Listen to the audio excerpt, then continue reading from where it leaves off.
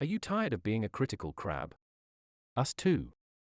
Let's shed that shell and learn how to give up the need for criticism to embrace a more positive, uplifting approach to life.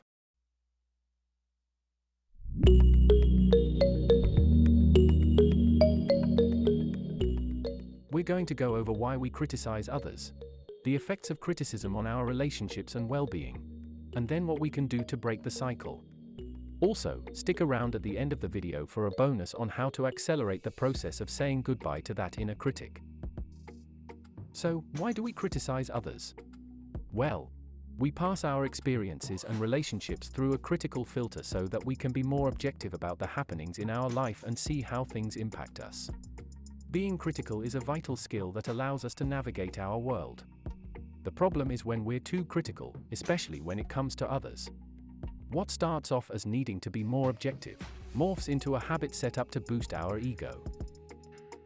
When you criticize someone else for being dumb or naive, part of what you're doing is giving yourself a pat on the back and whispering to your ego how smart or experienced you are.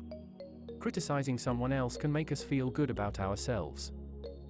Gloss over some of our own insecurities. Moreover, it can be a pressure valve for the things other people do that annoy us. And boy, can that list be long. I have a friend who is never on time for our social outings, and the inner critic is ready to let slip a snarky, "You're always late."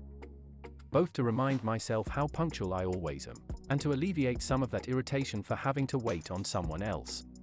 Fun fact, very rarely do people always do something or never do anything.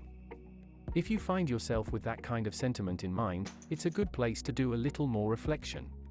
Anyway, falling into the pattern of criticizing my friend wasn't setting up the dynamic to change.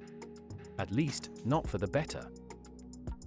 Even though your criticism can be spot on, and make you feel superior, both because you're right and generally amazing, that feeling won't last long. At best, any boost you get from criticizing others is a temporary salve.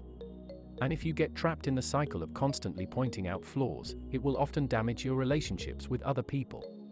Do you know what's super fun? Being blamed for everything that goes wrong.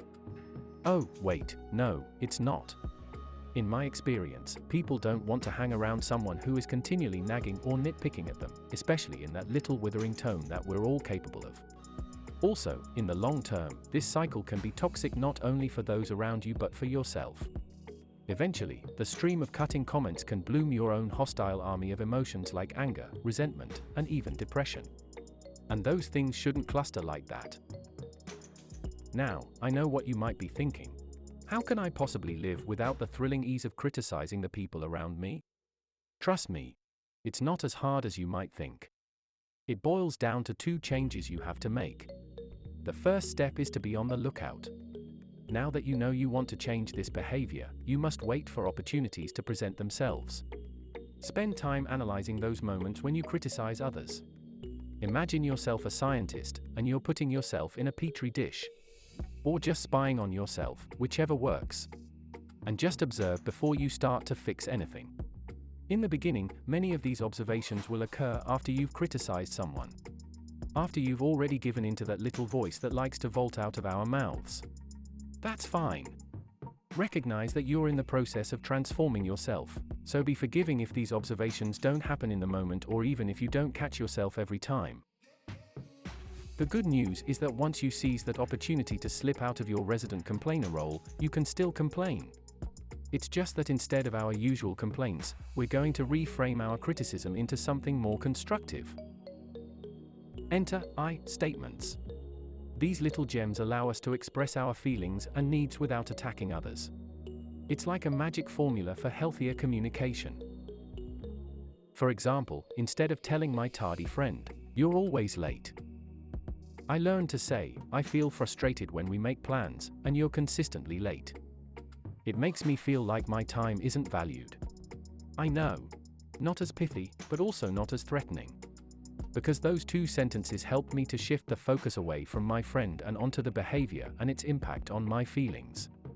I statements transform what was once unhelpful criticism into constructive feedback, which can be less confrontational. For some reason, it's much easier for people to have an open dialogue and potentially change when they are not feeling attacked. When we stop criticizing others, we elevate the dynamic to a more positive level, providing a greater sense of happiness and well-being. That's the thing about positivity. It is contagious. The more you pour that into your relationships with people, the more likely you'll get that back. If you feel like I've given you any value so far, make sure to hit that like button and subscribe for more daily actions that will transform you in this game of life. At the very least, make playing your avatar slightly less miserable. As always, all links mentioned in this video will be camping out in the description box below.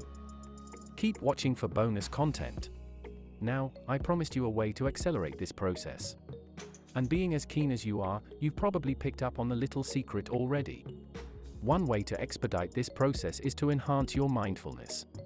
Mindfulness, which is a word that simply means paying attention, is what will allow you to more readily recognize when you are feeling critical or judgmental towards others, thereby increasing your opportunities for change. Once I put work into my mindfulness practice, I was able to recognize those moments when I was most likely to criticize. For me, it's this fiery and peppery feeling that sears through my stomach. And I know when that sensation is blooming in my body, it is time for me to take a step back.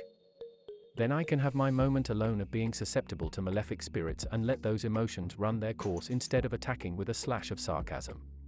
When I feel calmer, I return from my brooding emotional cave and give feedback that isn't a sharpened dagger. By practicing mindfulness, you can become more aware of your thoughts and emotions, which can not only help give you that gap, that space you need to take a step back and cool off, but also help you better understand and accept others. Mindfulness can also help you cultivate a more compassionate and understanding mindset, which can ultimately reduce the need for criticism. Check out my video on cultivating mindfulness to jumpstart your path to compassion. Your relationships and your own well-being will thank you. Peace.